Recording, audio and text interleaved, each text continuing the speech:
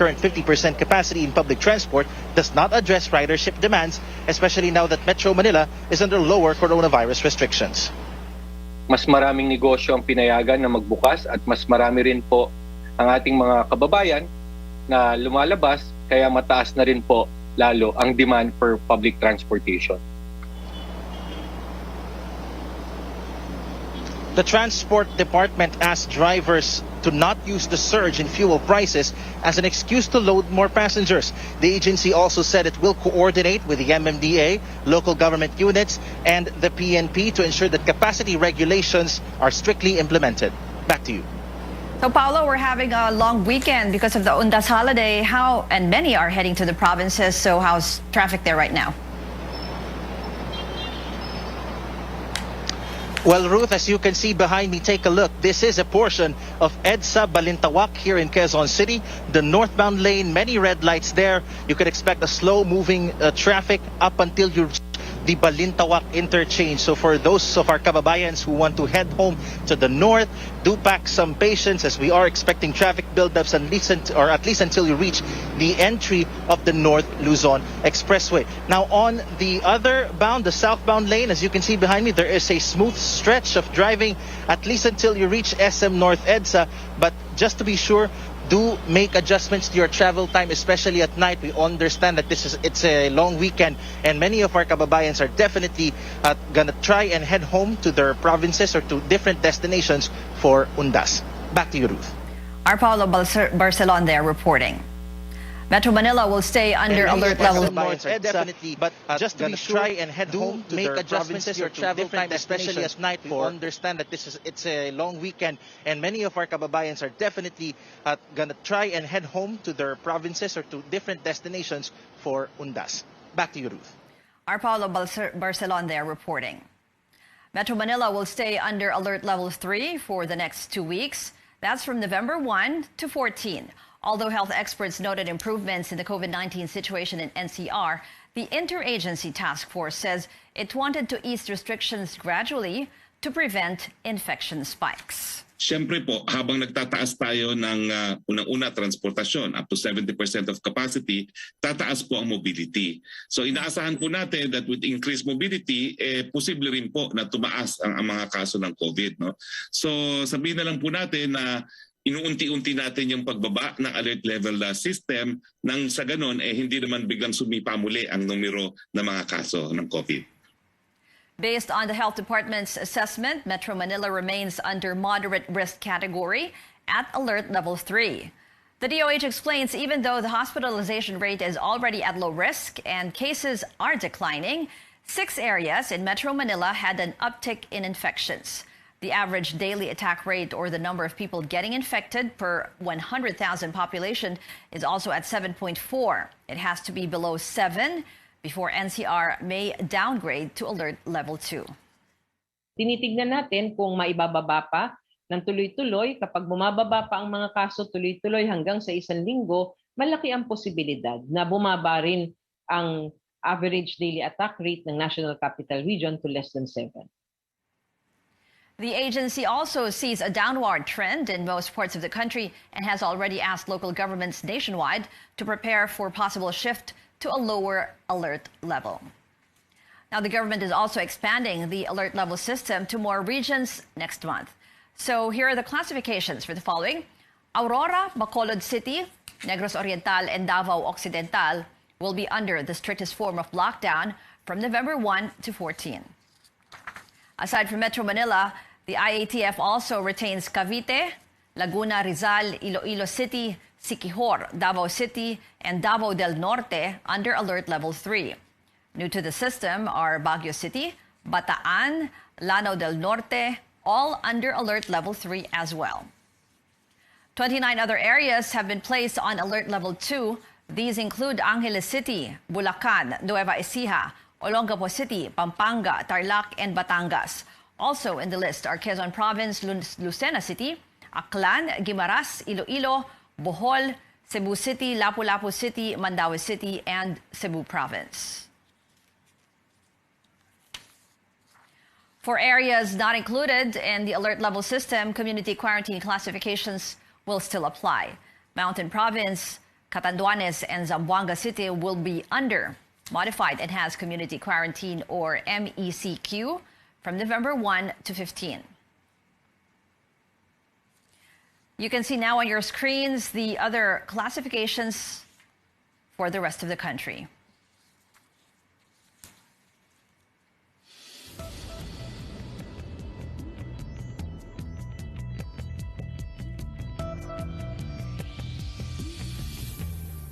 The country is on alert and still monitoring developments on a sublineage of the highly contagious Delta variant of the coronavirus. The health department did not give any recommendations yet on additional restrictions for travelers from areas where the sublineage was detected. The agency says current protocols are working against the entry of variants. Sublineage siya ng Delta, and may assumption na baka parang Delta rin ang epekto nito. No one can ever be prepared for any type of variant. Kasi pinag-aaralan di ba? Katulad yung Delta variant, sabi nila ang transmissibility is this much. Sabi nila may immune escape this much. Pero hanggang sa ngayon pinag-aaralan, di ba? How much it has affected the vaccines, how much it has affected the different populations in the world. So how can you be prepared when science and evidences are continuously evolving? The AY42 sublineage has been tagged as variant under investigation in the United Kingdom after a recent rise in cases there. The UK Health Security Agency said this type of virus is slightly more transmissible than the original Delta variant.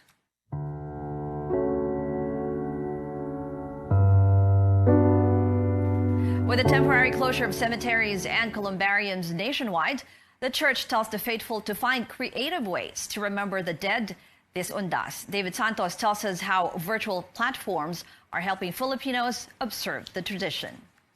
For cemetery cleaner Rodel de Guzman, the pandemic is also killing his business even during Undas. From an average of 20 clients a day, he's now down to at least 3. And some transactions are done online. Bibidyo call ka nila para makita nila yung punti nila, para makita po naman po nila na inayos nyo. With cemeteries closed for the long Undas break, some offer virtual visits. This Mandaluyong Catholic Church, for example, can take pictures of graves and tombs and send it to the families of the dead free of charge. Requests can be coursed through their Facebook page. On November 1st, the church will live stream the blessing of the graves.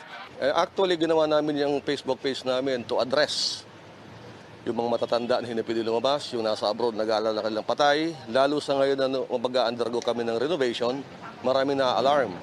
For those missing traditional family reunions in cemeteries, a Jesuit priest suggests why not do it online. On his FB page, Father J. Boy Gonzalez lists down ideas for a virtual get-together to remember the dead. Who we are today is a contribution of their life to us. With the unprecedented number of deaths in this pandemic, mostly due to COVID-19, community prayers and remembrance services, even online, can somehow help ease the pain of losing a loved one. Nakakatulong talaga na sabay-sabay kayo nagmo-mourn o sabay-sabay kayo nag-aalala ng yumao, sabay-sabay kayo nagdadasal.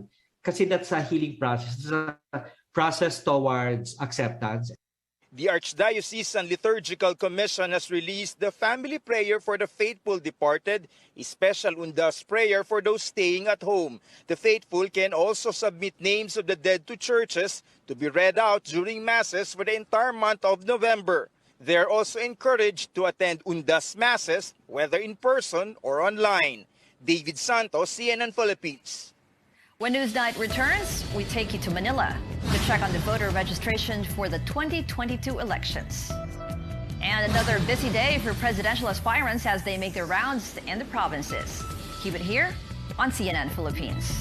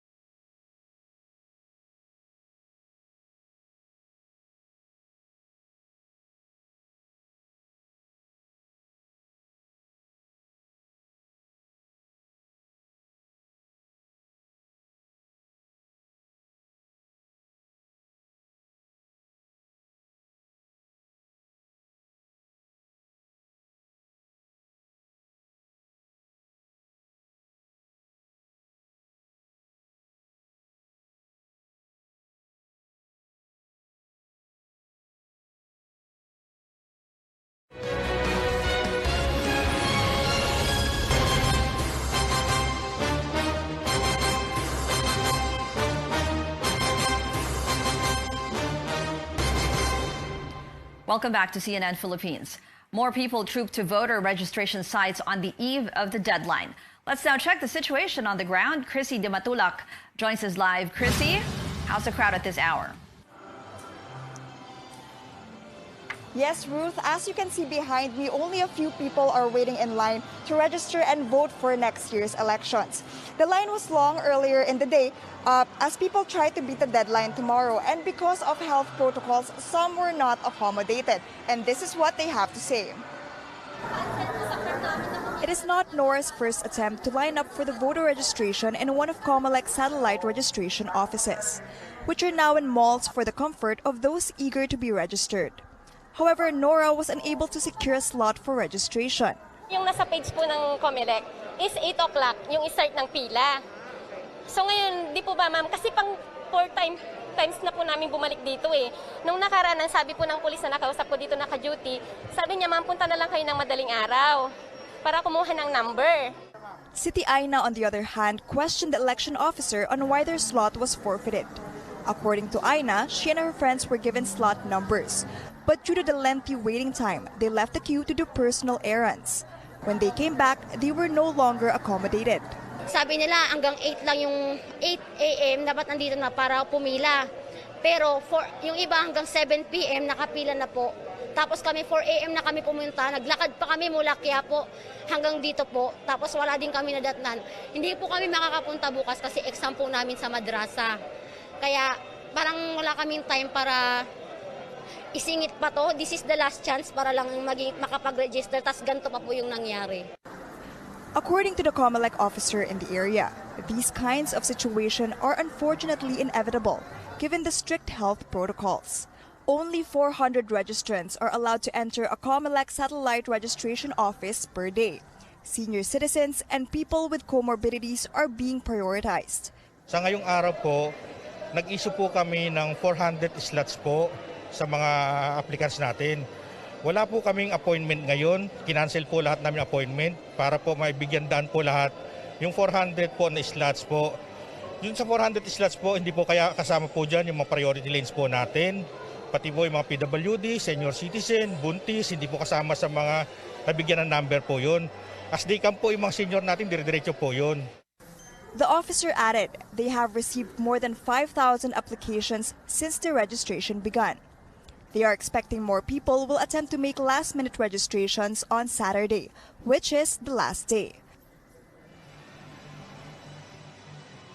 Ruth, Comelec spokesperson James Jimenez says field offices have yet to submit their assessment on voter registration turnout.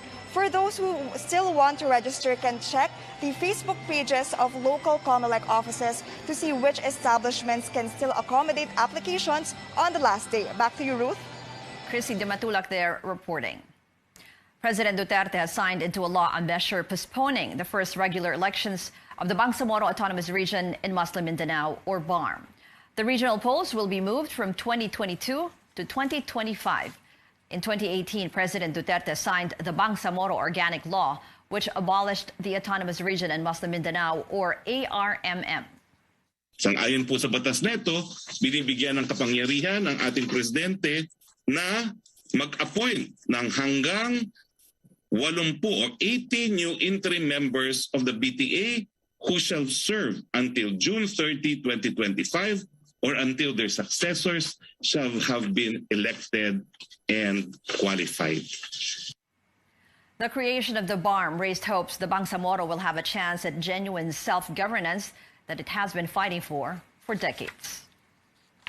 2022 hopefuls weigh in on drug tests for candidates. Senatorial aspirant Rafi Tulfo earlier made the proposal to Comelec. The tandem of Senators Ping Lacson and Tito Soto have no problem with this, offering to be the first to get tested. Lacson adds tests should be conducted randomly. Vice President Leni Robredo also agrees with the proposal, saying she is ready to be tested anytime. For Manila Mayor Isko Moreno and Senator Bato de la Rosa, the drug test is a must. De la Rosa's running mate, Senator Bongo, adds this will show voters if aspirants are fit for public service. Labor leader Leody de Guzman agrees the drug problem should be tackled, but through different means.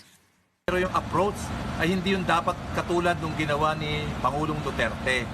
dapat yan ay i-approach at kilalanin bilang health problem at hindi bilang parang mga kriminal na pinagpapatay. Robredo also reveals how she will combat illegal drugs as well as her other plans if she wins the presidency next year. Will her approach be as bloody as the Duterte administration's? Our senior correspondent Anjo Alimario has the story. The war on drugs was a centerpiece of Duterte administration, a bloody war that left thousands dead. The International Criminal Court is now looking into these killings in an attempt to make government officials accountable for alleged crimes against humanity. Will presidential aspirant Vice President Leni Robredo continue the campaign? Ganun katindi pero sa ibang paraan. Citing her short stint as co-chair of the Interagency Committee on Anti-Illegal Drugs, Robredo says she doesn't believe in heavy enforcement. She'd rather have the Dangerous Drugs Board chair leading the agency. Ang paniniwala ko, pag DDB yung umupo na chair, ang plano niya hindi lang patay-patay-patay. Ang plano niya talagang very comprehensive, heavy on prevention, heavy on rehabilitation. Robredo says she will also continue the administration's Build, Build, Build program and would push for projects that will directly impact those who need them the most. Yung sa akin, dapat yung infrastructure natin, mag-spur siya ng rural development kasi masyadong concentrated sa Metro Manila yung development. Kailangan ilabas siya pero hindi siya mailalabas kung hindi natin hinanda yung mga different provinces across the country. On high electricity rates, Robredo says all stakeholders should meet and talk, from power generators to distributors, while taking environmental concerns into consideration. Bicol is often visited by typhoons, and Robredo wants to invest in disaster-proofing rather than being reactive. Marami kasing disaster-proofing na hindi magagawa on a per municipality basis. Maraming disaster-proofing na magagawa lang kung ang mag-uusap yung lahat na affected. If she makes it, Robredo is ready to give a big role to whoever will win as vice president and prevent the experience that she had gone through. After all, she says, she's ready to be a healing leader. In Sorsogon, Anjo Alimario, CNN Philippines. While Robredo is in Sorsogon as part of her visit to her bailiwick, the Bicol region, other presidential aspirants also made their rounds in different provinces today. Senator Manny Pacquiao went to Toledo City in Cebu, where he gave gasoline assistance to 300 tricycle drivers. His visit drew a huge crowd where physical distancing was seemingly not observed. Pacquiao has been criticized for previous gatherings in other areas where health protocols were also allegedly breached. Manila Mayor Isko Moreno, meanwhile, met supporters in Quezon City. Moreno vowed to continue the Build, Build, Build program, but focus on projects involving housing, hospitals, and schools. He adds it's time someone not from elite clans take the reins. Lacson also went to Pampanga to talk to local leaders and residents. Still ahead on Newsnight. Social media giant Facebook is going meta, literally. The group changes its company name amid controversies. And singer Ed Sheeran finally drops his new album. He shares the inspiration behind Equals when we return.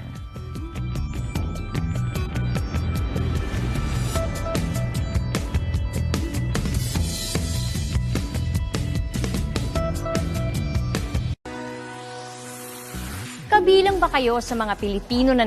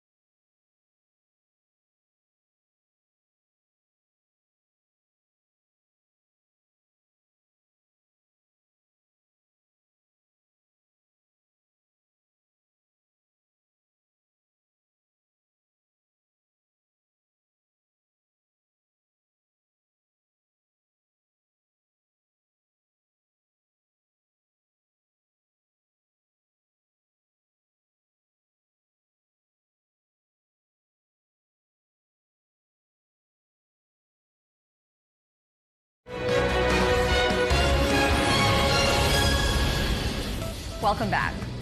It's do or die for the Magnolia Hotshots as they face off against the TNT Tropang Giga in Bacolor, Pampanga. Game 5 of the best-of-7 series for the PBA Finals is off to an exciting start. TNT is currently leading at 17-12. If Magnolia manages to snag a victory tonight, the games continue. Otherwise, TNT takes home the title. They hold a commanding lead of 3 game wins to 1 loss. The tech company behind Facebook and Instagram is taking on a new name, Meta. CEO Mark Zuckerberg announced the corporate label will no longer be Facebook, but the social media platform's name stays. Zuckerberg said the new title was inspired by the Greek word meta, meaning beyond, to symbolize that there is always more to build. It is time for us to adopt a new company brand to encompass everything that we do. To reflect who we are and what we hope to build, I am proud to announce that starting today, our company is now Meta. Our mission remains the same. It's still about bringing people together. Our apps and their brands, they're not changing either. And we are still the company that designs technology around people. The change comes after multiple controversies about the company surfaced. A former Facebook product manager testified they were amplifying harmful content on the site and putting profit over user safety. And in music, the equation is practically complete. Ed Sheeran has released Equals. His comeback album, like previous ones called Plus, Multiply, and Divide, was also named after a mathematical symbol. But it took a while to solve this math problem. The Grammy-winning singer told CNN Philippines that the album remained a work in progress for a long time. You know, I started it in 2017, so I mean, it's been a long process since then. But I think as soon as the pandemic hit, and then my daughter was born, and then my friend died, and then I turned 30, in that period was the most inspiring time. I had so many different songs come out in that time. No, I've been speaking to, there's a guy, Danny Filth, who's the lead singer of Cradle of Filth. So I've been speaking to him about doing a collaboration with Cradle of Filth. I think it would be like a charity thing if we do it, but yeah. Equals features chart-topping hit Bad Habits and 14 other tracks. And before we go, after the success of A Star Is Born, pop icon Lady Gaga is taking on a fashion-filled crime drama. CNN's David Daniel gives us a look at its latest trailer on the Hollywood Minute. I don't consider myself a particularly ethical person, but I am fair.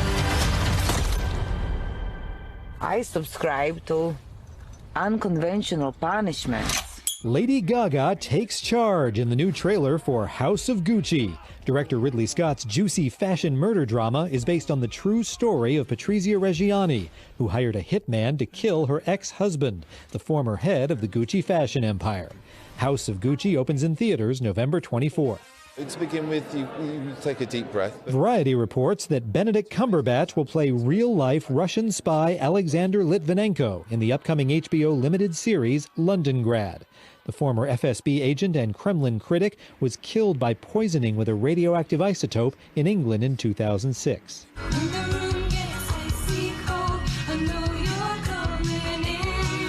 Here's a song you can really sink your teeth into this Halloween. Kesha's mom, P.B. Siebert, who's written songs for some of music's top names, is releasing her haunting early 80s tune Vampire for the first time. Siebert